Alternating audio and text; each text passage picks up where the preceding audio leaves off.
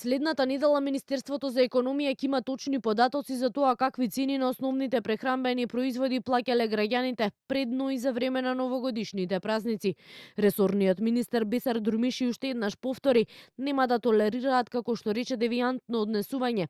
Вели во постојана комуникација се со пазарните инспектори, но што ќе покажат податоците и како ќе постапат надлежните, Дурмиши вели ќе се знае идната недела. Идната недела ќе бидете известени и за ова ќе ги земеме податоците од овие денови, нели крајните денови на месец декември и еве првите денови на месец јануари и ќе бидете известени и јавноста и вие за односно во рамки на ова дали има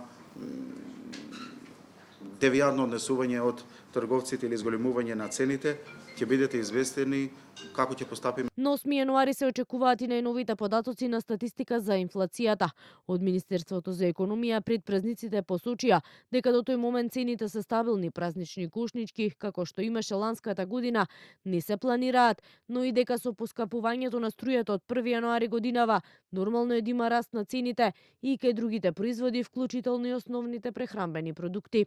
Инаку на стартот на новата година почна примената и на Законот за работно ангажирање на лица, кој заедно со оперативниот план според Дурмиши ќе ја намали невработеноста и сивата економија.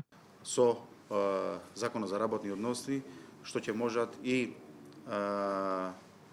пензионерите и студентите и работниците што се со социјална помош да бидат вработени во текот на годината не повеќе од 6 месеци. Барањето од реформската агенда е 20% да падне невработеноста, така да со оперативниот план сега во ова година, исто така и со овој закон, ние направиме план и предвидуваме дека оваа стапка ќе го достигнеме. Во првата фаза опфатени се дејностите, каде што сивата економија според ресорниот министер е најизразена, а тоа се земјоделството, шумарството, рибарството, објектите за сместување, сервисни дејности за храна и дејности во домаќинството.